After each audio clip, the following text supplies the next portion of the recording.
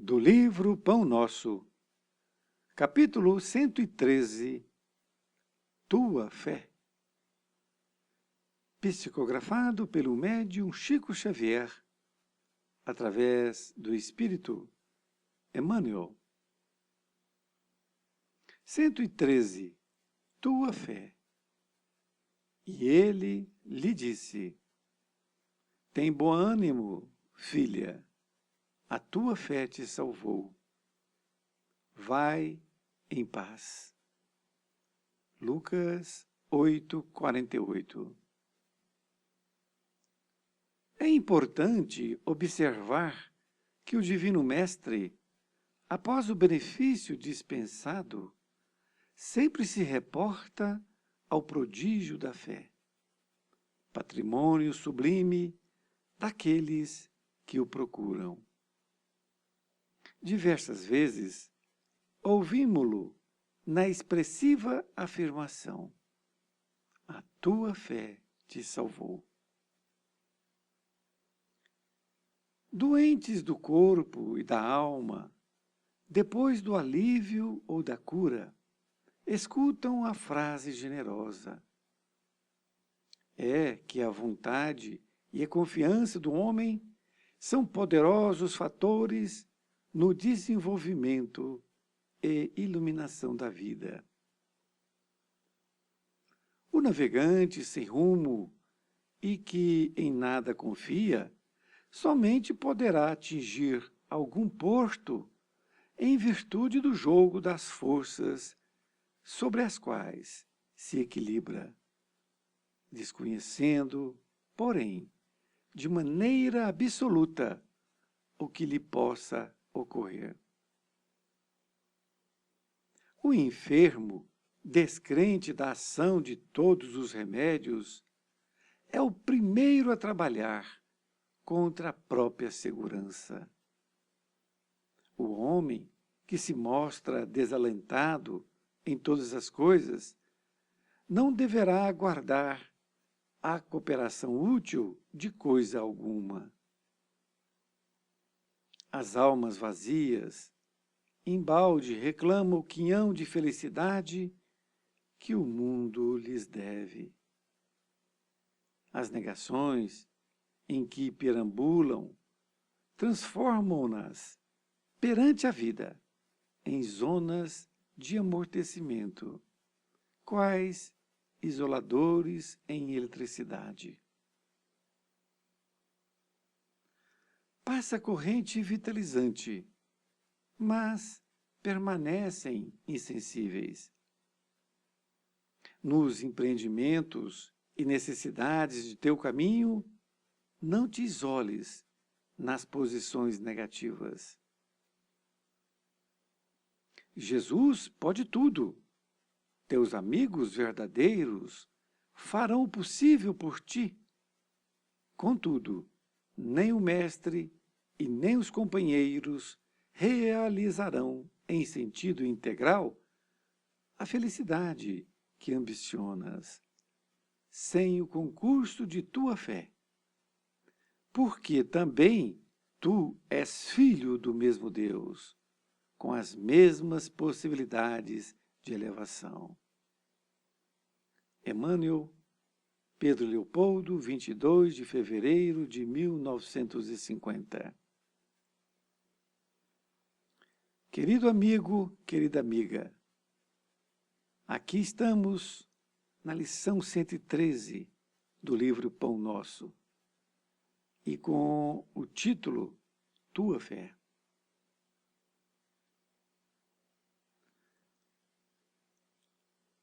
O trecho utilizado por Emmanuel foi este anotado pelo apóstolo Lucas, quando Jesus disse: Tem bom ânimo, filha, a tua fé te salvou, vai em paz.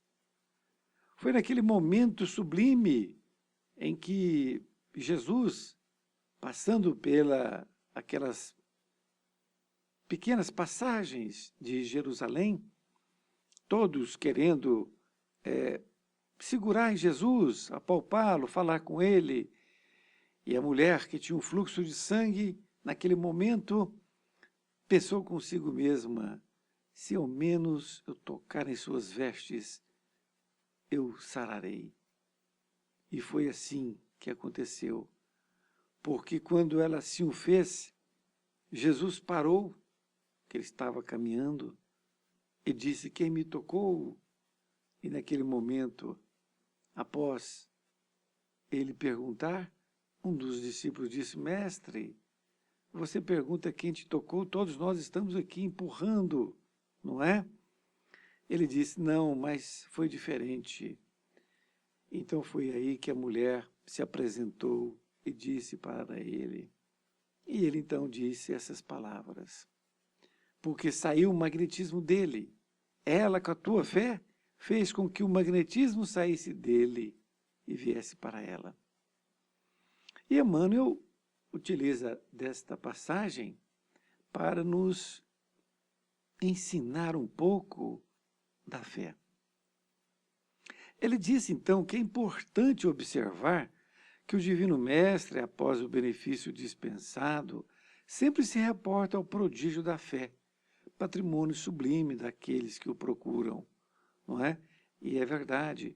E foram diversas situações que ele também falou mais ou menos dessa forma, para que a pessoa fortalecesse cada vez mais na fé, porque tinha sido a fé dele, porque sem a fé ele não teria curado, não é? Sem a fé daquele que está pedindo.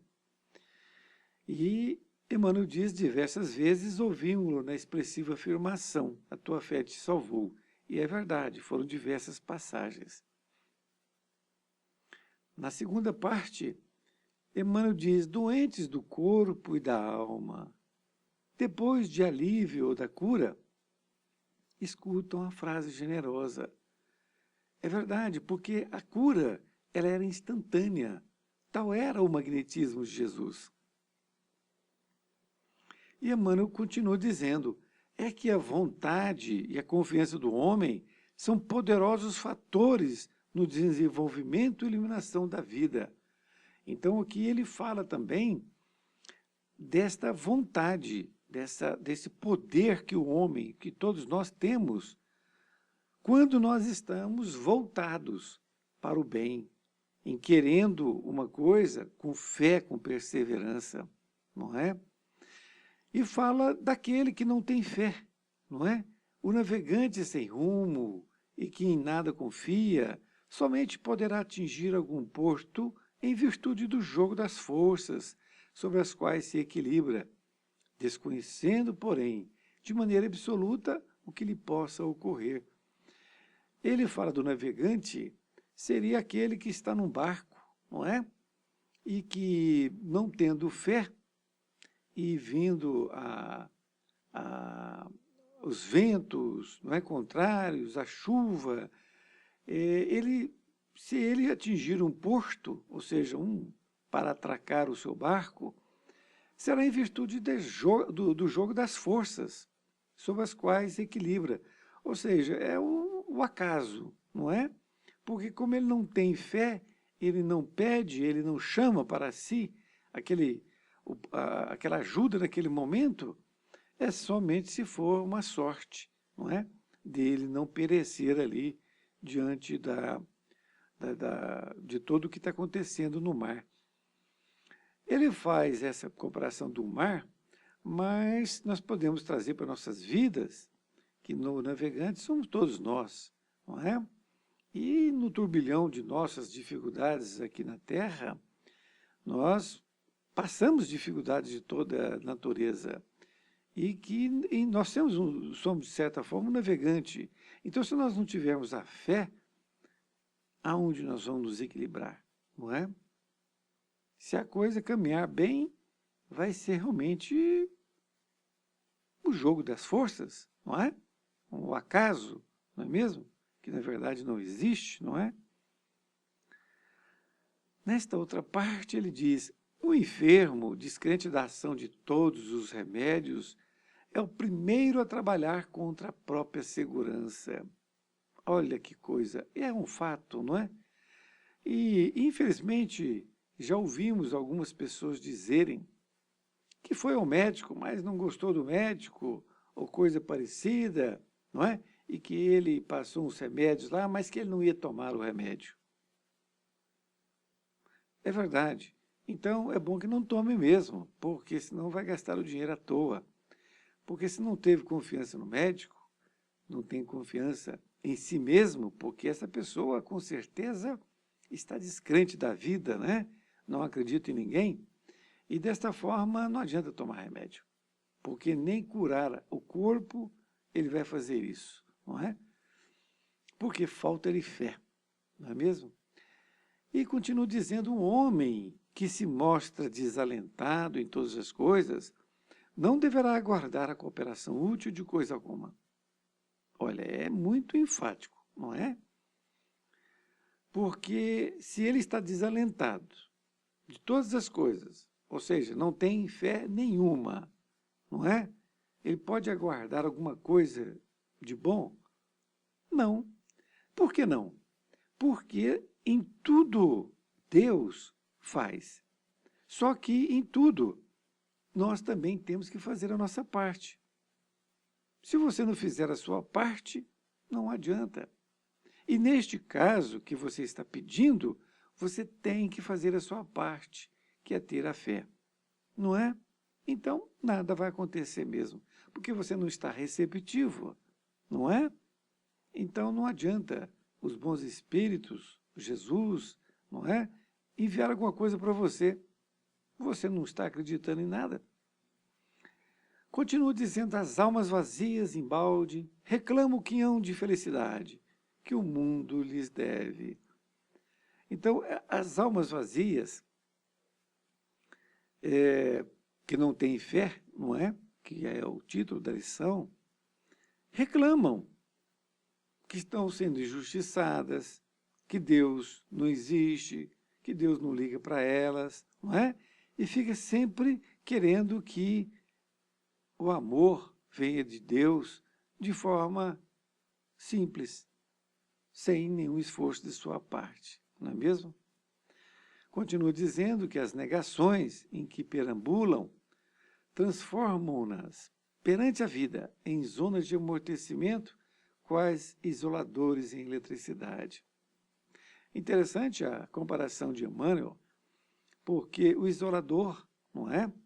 Ele isola, ele não deixa passar a corrente. Então, quando tem um fio que leva a eletricidade, ele leva a eletricidade de um campo ao outro, mas naquele momento onde ele está ancorado, ali a energia não passa, porque o isolador não deixa passar. Então ele faz essa comparação, que as pessoas que não têm fé estão diante da vida como em zonas de amortecimento, como se fosse um isolador. Ou seja, a energia divina, ela vem como uma corrente elétrica no fio, mas passa por ele como se nada tivesse, nada houvesse, não é? Ele nem vê passar o bem maior que Deus nos oferta, não é assim?